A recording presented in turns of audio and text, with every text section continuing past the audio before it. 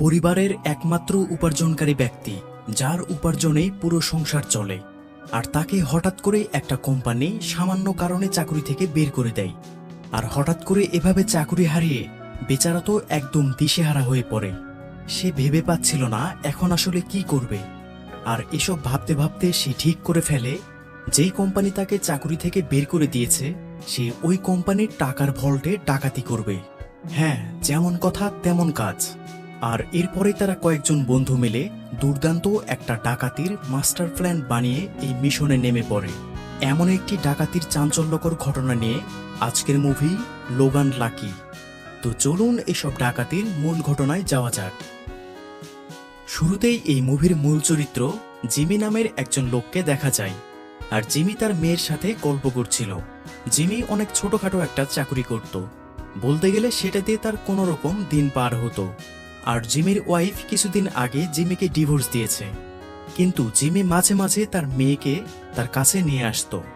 এরপর দেখা যায় জিমি একটা স্টেডিয়ামের আন্ডারগ্রাউন্ডে কনস্ট্রাকশনের কাজ করছিল। কিছু পরে জিমিকে তার বস অফিসে ডেকে পাঠায়। তার বস জানায় জিমিকে চাকরিচ্যুত করা হয়েছে, কারণ জিমি এখানে জয়েন করার আগে তার পায়ে সামান্য একটু সমস্যা ছিল, আর জিমি সেটি গোপন করেছিল। যদিও জিমির পায়ের এই সামান্য সমস্যায় কাজের উপর কোনো প্রভাব পড়ছিল না, তবুও তার বস জানায় যে তাদের কোম্পানি নিয়মনীতি অনুযায়ী তাকে চাকরি থেকে বাদ দিয়েছে। এরপর জিমিকে অফিস থেকে বের করে দেওয়া হয়। এমনিতেই জিমির আর্থিক অবস্থা খুব খারাপ ছিল, তার উপর আবার হঠাৎ চাকরি চলে যাওয়ায় সে কি করবে বুঝে উঠতে পারছিল না। অন্যদিকে দেখা যায় জিমির একজন বোন ছিল যার নাম মিলি। সে একটা পার্লারে কাজ করত। এরপর জিমি তার মেয়েকে দেখতে তার প্রাক্তন স্ত্রী ববির কাছে আসে। আর জিমিকে ডিভোর্স দেওয়ার পর ববি আরেকজনকে বিয়ে করে বেশ সুখেই সংসার করছিল, আর জিমির মেয়েটা তাদের সাথেই থাকতো। সেখানে জিমি জানতে পারে ববি তার বর্তমান হাজবেন্ডকে নিয়ে অন্য একটা শহরে গিয়ে থাকবে। এটা শুনে জিমি অনেক রেগে যায়, কারণ জিমি তাহলে তার মেয়েকে এভাবে ঘন ঘন দেখতে আসতে পারবে না। কিন্তু জিমি তার মেয়েকে সাথে রাখবে সেটিও তার সামর্থ্য ছিল না, যার কারণে জিমি সেখান থেকে রাগ করে সরাসরি একটি বারে চলে আসে। আর এখানে জিমির ছোট ভাই যার নাম ক্লাইড, সে এই বারে চাকরি করত। ক্লাইড আগে একজন আর্মি ছিল, আর সে একটি মিশনে যাওয়ার পর দুর্ঘটনাবশত তার বাঁ হাতটি হারিয়ে ফেলে। এরপর সে আর্মি থেকে বরখাস্ত হয়ে এই বারে চাকরি করত। একটু পরে সে বারে কয়েকজন লোক এসে ক্লাইডের হাত না থাকায় সেটি নিয়ে মজা করতে থাকে। আর নিজের ভাইকে এভাবে অপমান করায় জিমি সেই লোকগুলোকে মারতে শুরু করে। আর ক্লাইড এক বোতল অ্যালকোহল নিয়ে বাইরে এসে সেই লোকদের গাড়িতে আগুন ধরিয়ে দেয়। যাই হোক, সেখানে তাদের অনেক ঝামেলা হয় এবং পরের দিনে সকালে জিমি তার ভাইকে নিয়ে একটা বড় ধরনের চুরি করার প্ল্যান বানাতে থাকে। এমনিতেই জিমির চাকরি নেই, আর তার ভাইয়ের আর্থিক অবস্থাও ভালো ছিল না, যার কারণে তারা অনেক পরিকল্পনা করে সিদ্ধান্ত নেয় যে জিমিকে যেই কোম্পানি চাকরি থেকে বের করে দিয়েছে সেই কোম্পানিতেই তারা ডাকাতি করবে। আর ওই কোম্পানির একটা বিশাল কার রেসিং এর স্টেডিয়াম ছিল, আর এই স্টেডিয়ামে জিমি কনস্ট্রাকশনের কাজ করত। সে কাজ করার সময় আন্ডারগ্রাউন্ডে কয়েকটি পাইপের লাইন দেখেছিল। আর ওই স্টেডিয়ামের সকল টিকিটের টাকা, দোকানের টাকা এবং সকল বাজির টাকা সহ কোটি কোটি টাকা সরাসরি সেই পাইপলাইন দিয়ে আন্ডারগ্রাউন্ডের একটি ভল্টে এসে জমা হতো। এখন এই চুরি করাটা অনেক কঠিন এবং রিস্কের ছিল, কারণ এই ভল্টের দায়িত্বে অনেক শক্ত সিকিউরিটি সিস্টেম ছিল, যারা সবসময় এই স্টেডিয়ামের নিরাপত্তার দায়িত্বে থাকত। তবুও যতই নিরাপত্তা থাকুক না কেন, তারা ঠিক করে যেভাবেই হোক তারা সেখানে চুরি করবেই। তো চুরির এই প্ল্যান সাকসেস করার জন্য তাদের দলে আরো কয়েকজন দক্ষ লোক প্রয়োজন, যার কারণে জিমি আর ক্লাইড মিলে জো নামের একজন সাজাপ্রাপ্ত আসামির সাথে জেলখানায় গিয়ে দেখা করে। জো তাদের সব প্ল্যান শুনে জিমিকে বলে, তারা যে সব টাকা মাটির নিচে ভল্টে রাখে এটা তুমি কিভাবে জানলে?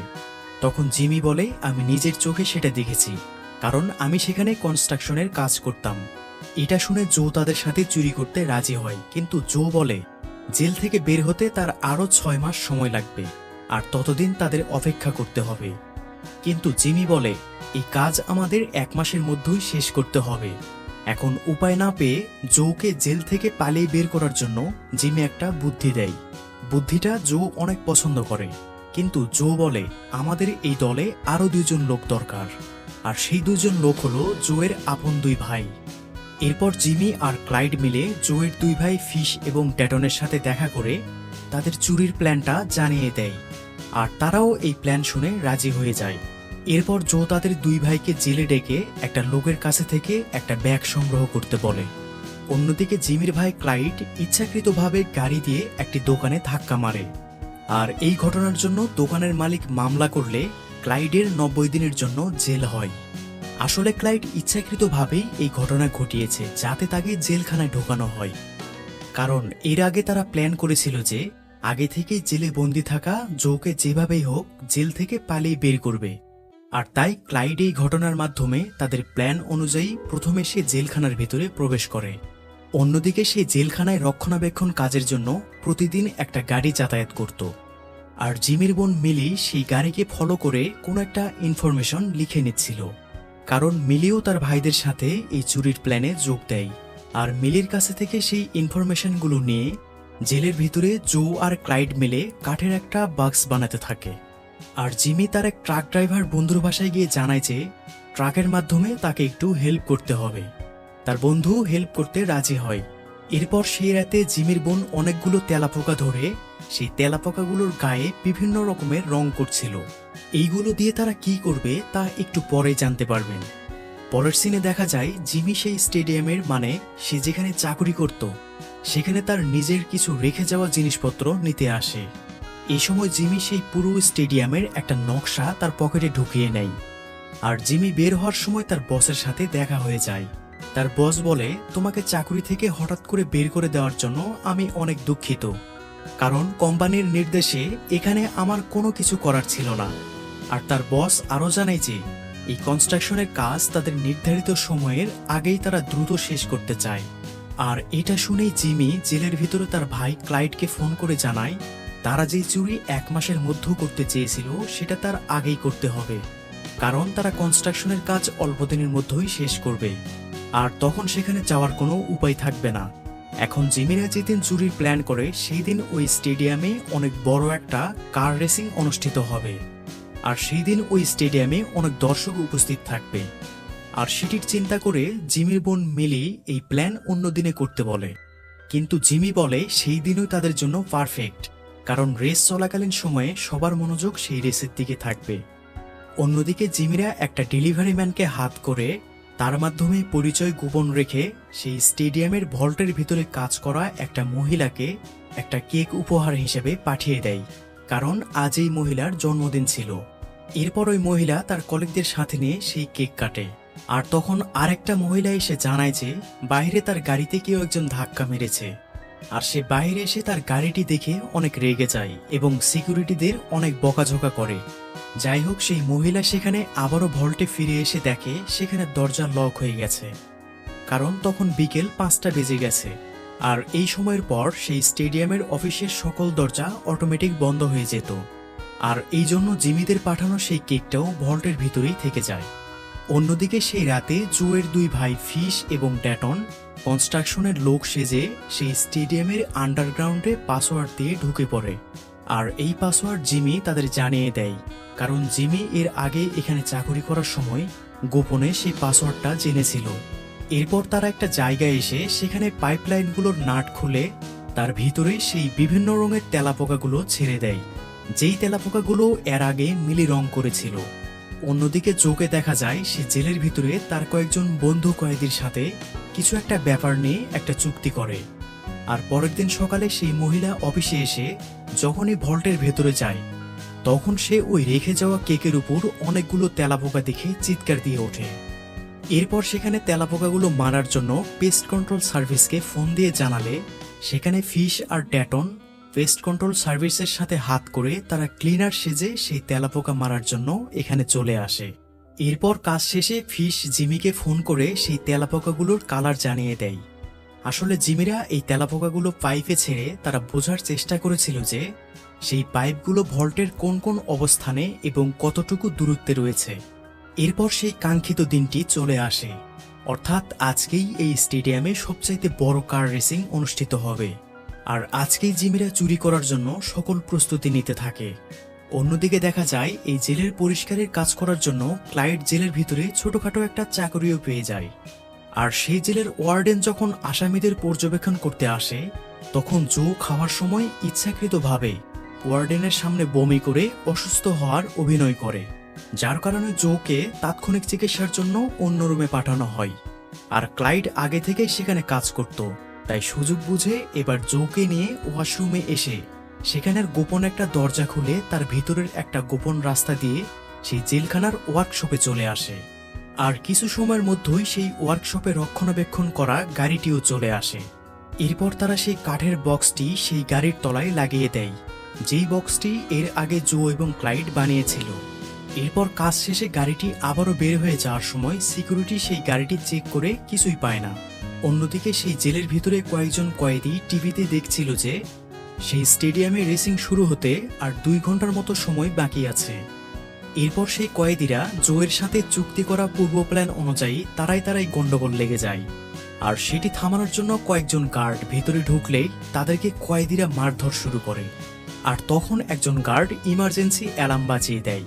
তখন পরিস্থিতি নিয়ন্ত্রণের জন্য ওয়ার্ডেন তাদের কন্ট্রোল রুমে ফোন করে ওই জেলের সকল দরজা লক করে দিতে বলে। আর দরজা লক হয়ে যাওয়ার ফলে যে যার অবস্থানে ছিল তারা সেখানে আটকা পড়ে যায়। অন্যদিকে সেই স্টেডিয়ামের একটা পেমেন্ট সংক্রান্ত সার্ভার দেখা যায়, যেটা স্টেডিয়াম থেকে অনেক দূরে অবস্থিত ছিল। মানে এই সার্ভার দ্বারাই স্টেডিয়ামের দর্শকদের কাছে থেকে কার্ডের মাধ্যমে পেমেন্ট লেনদেন করা হতো। এবার ফিশার ড্যাটন সেই সার্ভারটিতে বিস্ফোরণ করে অকেজো করে দেয়। ফলে সেই স্টেডিয়ামের ভিতরে থাকা সকল দোকান, বাজির টাকা, টিকিটের টাকা কোনো কিছুই আর এখন কেউ অনলাইনে বা কার্ডে পেমেন্ট করতে পারছিল না, যার কারণে তারা সরাসরি ক্যাশ টাকায় পেমেন্ট করে। আর যত বেশি ক্যাশ টাকা সেই ভল্টে জমা হবে ততই তারা চুরিতে লাভবান হবে। এই কারণেই তারা সার্ভারটি নষ্ট করে দেয়। অন্যদিকে জেল থেকে আসা সেই রক্ষণাবেক্ষণের গাড়িটি একটা পেট্রোল পাম্পে এসে দাঁড়ালেই সেই গাড়ির নিচে থেকে কাঠের বক্স খুলে জো এবং ক্লাইড বেরিয়ে আসে। মানে তারা এই গাড়ির সাথে কাঠের বক্সে করে সেই জেল থেকে পালিয়ে এসেছে। আর সেই পাম্পের পাশে মিলি গাড়ি নিয়ে তাদের জন্য অপেক্ষা করছিল। এবার মিলি তাদেরকে নিয়ে সরাসরি স্টেডিয়ামের দিকে রওনা দেয়। অন্যদিকে জিমি অলরেডি স্টেডিয়ামে চলে এসেছে এবং সে সরাসরি সেই আন্ডারগ্রাউন্ডের দরজার সামনে যায়। আর যেহেতু সে ওখানে চাকরি করার সময় আগে থেকেই পাসওয়ার্ডটা গোপনে জেনেছিল, তাই সরাসরি সে আন্ডারগ্রাউন্ডের দরজা খুলে ভিতরে প্রবেশ করে। আর এই প্রথমবারের মতো দেখানো হয় যে স্টেডিয়ামের কর্মীরা তাদের টাকাগুলো সরাসরি একটা জারের মধ্যে ভরে সেই জার একটা পাইপের মধ্য দিয়ে সেখানে সুইচ প্রেস করলেই টাকাসহ সেই জার পাইপ দিয়ে সরাসরি ভল্টের ভিতরে গিয়ে টাকাগুলো রেখে আবারও খালি জার ফেরত চলে আসে। দেখা যায় ততক্ষণে স্টেডিয়ামে জো, ক্লাইড এবং মিলিও চলে এসেছে। অন্যদিকে সেই জেলখানার ভিতরে কয়েদিরা মারামারি করার জন্য জেলের সকল গেট লক করা হলে সেই কয়েদিরা ভিতরে কয়েকজন গার্ডকে বেঁধে রেখেছিল এবং কয়েদিরা ওয়ার্ডেনকে ফোন দিয়ে বিভিন্ন আজেবাজে কথা বলে সময় নষ্ট করতে থাকে, যাতে ওয়ার্ডেনের মনোযোগ অন্যদিকে থাকে এবং জো আর ক্লাইড যে জেল থেকে পালিয়ে গেছে এই ব্যাপারটি যেন সহজে বুঝতে না পারে। ততক্ষণে স্টেডিয়ামে রেসিংয়ের উদ্বোধনী অনুষ্ঠান শুরু হয়ে গেছে।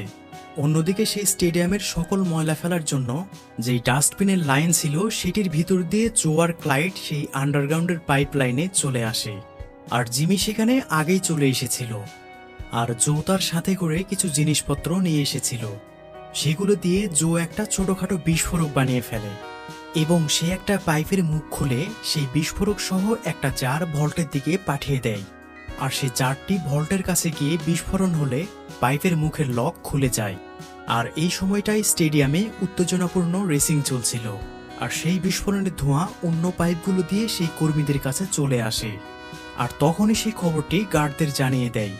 অপরদিকে সেই জেলখানার ভিতরে থাকা কয়েদিরা তাদের রুমগুলোর সকল সিসি ক্যামেরা এবং জানালাগুলো ঢেকে দেয়, যার কারণে জেলের ওয়ার্ডেন কিছুই বুঝে উঠতে পারছিল না, কারণ এই সময় গন্ডগোলের জন্য সকল দরজা ইমার্জেন্সি লক করে দেওয়া হয়েছিল। আর ওইদিকে জিমি, জো সবাই মিলে সেখানে একটা ভ্যাকুয়াম মেশিনের সাহায্যে সেই পাইপ দিয়ে ভল্টের ভিতরে থাকা টাকাগুলো টেনে বের করে আনতে থাকে। এভাবে অনেকগুলো ডাস্টবিনের ব্যাগে টাকাগুলো ভরতে থাকে। আর স্টেডিয়ামে তখন সবাই রেস দেখতে ব্যস্ত ছিল।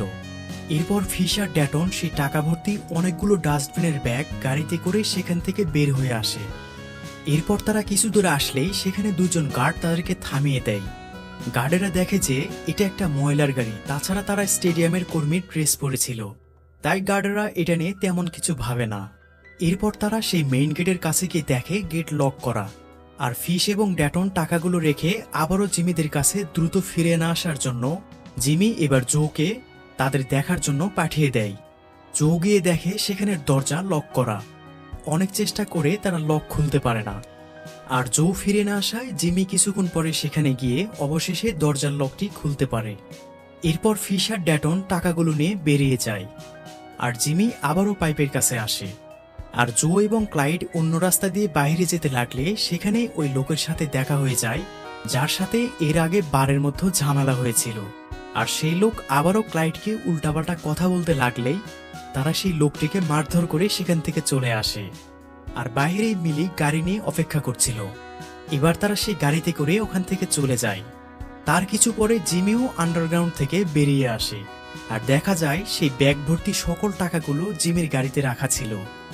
অন্যদিকে সেই জেলের কয়েদিরা একটা ময়লার ঝুড়িতে আগুন লাগিয়ে ফায়ার অ্যালার্ম বাজিয়ে তোলে, আর সেই অ্যালার্ম শুনে জেল থেকে ফায়ার সার্ভিসকে ফোন করা হয়। আর দেখা যায় ফায়ার ফাইটারের পোশাক পরে জোয়ার ক্লাইড আগে থেকেই সেই ফায়ার সার্ভিস অফিসের পাশে পজিশন নিয়েছিল। এরপর তারা সেই ফায়ার সার্ভিসের গাড়িতে করে আবারও জেলের ভিতরে চলে আসে। অপরদিকে জিমি সেখান থেকে সরাসরি একটা অনুষ্ঠানে চলে আসে যেখানে তার মেয়ের গানের প্রতিযোগিতা চলছিল। এরপর জিমি সেখান থেকে একটা পেট্রোল পাম্পে গিয়ে সেই চুরির সকল টাকাগুলো ওখানে রেখে চলে যায়। এখন কথা হলো, এই সকল টাকাগুলো জিমি এখানে রেখে গেল কেন, তাই না? তো একটু পরেই সেটি জানতে পারবেন। এরপর দেখা যায় এই চুরির শেষে যে যার অবস্থানে পৌঁছে গিয়েছে, আর জিমি তার এইসব চুরির প্ল্যান এবং সকল ডকুমেন্টস আগুনে পুড়িয়ে দেয়।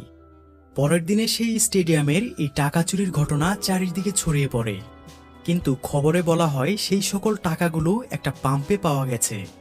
এখন সবাই এটা ভেবে অবাক হয় যে চোরেরা টাকাগুলো না নিয়ে রেখেই যদি যাবে তাহলে চুরিটা করলো কেন। যাই হোক, এবার এই কেস হ্যান্ডেল করার জন্য দায়িত্ব দেওয়া হয় দুজন FBI এজেন্টকে। তো আন্ডারগ্রাউন্ডে যে লোকটার সাথে ক্লাইডের ঝামেলা হয়েছিল সেই লোক FBI-কে ক্লাইড এবং জোয়ের নাম বলে দেয় এবং জানায় তারাই হয়তো এই চুরিটা করেছে। কিন্তু FBI দেখে যে তারা অলরেডি জেলে বন্দী রয়েছে, তাই FBI জো এবং ক্লাইডকে নিয়ে তেমন মাথা ঘামায় না। তো এরপর দেখা যায় ক্লাইডের সেই 90 দিনের সাজা শেষ হলে সে জেল থেকে বেরিয়ে বাড়িতে চলে আসে। এরপর FBI জেলের ওয়ার্ডেনকে বলে চুরির দিনে আপনার জেলে কোনো অস্বাভাবিক কিছু ঘটেছিল কিনা, কারণ FBI-এর কাছে জো এবং জিমির দেখা করার কয়েকটা CCTV ফুটেজ ছিল। তাই FBI ধারণা করে যে জো হয়তো জেল থেকে পালিয়ে গিয়ে চুরি করে আবারও জেলে এসেছিল।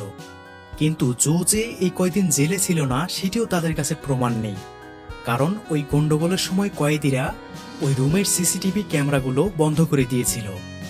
আর FBI-এর মুখে এটা শুনে ওয়ার্ডেন বলে, কই না তো, জেলে এমন কোনো কিছুই ঘটেনি, জেলের পরিস্থিতি সবকিছু ঠিকঠাক ছিল। ওয়ার্ডেনের এমনটা বলার কারণ হলো নিরাপত্তাজনিত কারণে যদি কোনো কয়েদি পালিয়ে যায় তাহলে যে ওয়ার্ডেনের চাকুরিটাই আর থাকবে না, তাই ওয়ার্ডেন এসব বিষয়কে এড়িয়ে যায়। অন্যদিকে জিমির মোবাইল ফোন 6 মাস ধরে ডিঅ্যাক্টিভ ছিল, যার কারণে জিমি চুরির আগে কোথায় ছিল সেটিও FBI ট্র্যাক করতে পারে না। এছাড়াও FBI জানতে পারে চুরির দিনে জিমি তার মেয়ের গানের প্রতিযোগিতার অনুষ্ঠানে ছিল, তাই এজেন্টরা শক্তপোক্ত কোনো প্রমাণ পায় না। যাই হোক, এর কয়েক মাস পরে জোয়ের সাজা শেষ হলে সে মুক্তি পেয়ে বাড়িতে চলে আসে এবং সে সাধারণ জীবনযাপন করতে থাকে। এর কয়েক মাস পর তার বাড়ির দরজায় কেউ একজন নক করলে দরজা খুলে সে কাউকেই পায় না, কিন্তু সে মাটি খোঁড়ার একটা বেলচা দেখতে পায়। জো কিছু একটা সন্দেহ করে এবং সে একটা চিহ্ন দেখে বাড়ির সামনে সেই বেলচা দিয়ে মাটি খুঁড়ে দেখে যে সেখানে ব্যাগ ভর্তি অনেক টাকা, মানে এই টাকা জিমি জোকে দিয়েছে। এখন কথা হলো, জিমি তো সব টাকা পেট্রোল পাম্পে রেখে দিয়েছিল, তাহলে আবার এই টাকা কোথা থেকে আসলো, তাই না?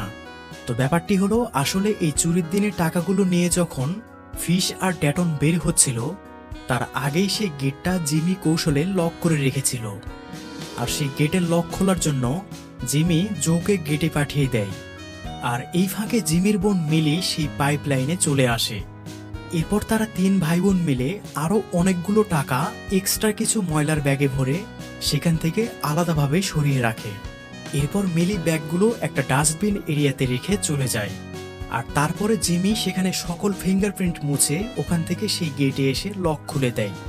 আর পরের দিনে সেই স্টেডিয়ামের ময়লাগুলো একটা লোক তার ট্রাকে উঠিয়ে নেয়, যেখানে জিমিদের অতিরিক্ত সেই টাকাগুলো ছিল। আর এই লোকটির সাথেই এর আগে জিমি ট্রাকের ব্যাপারে কথা বলেছিল।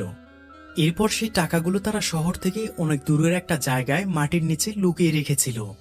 আর এখন বেশ কয়েক মাস পরে যখন পরিস্থিতি স্বাভাবিক হয়, তখন জিমি সেই টাকাগুলো সেখান থেকে উঠিয়ে যারা যারা এই চুরির সাথে জড়িত ছিল তাদের সবাইকে ভাগের অংশ পাঠিয়ে দেয়।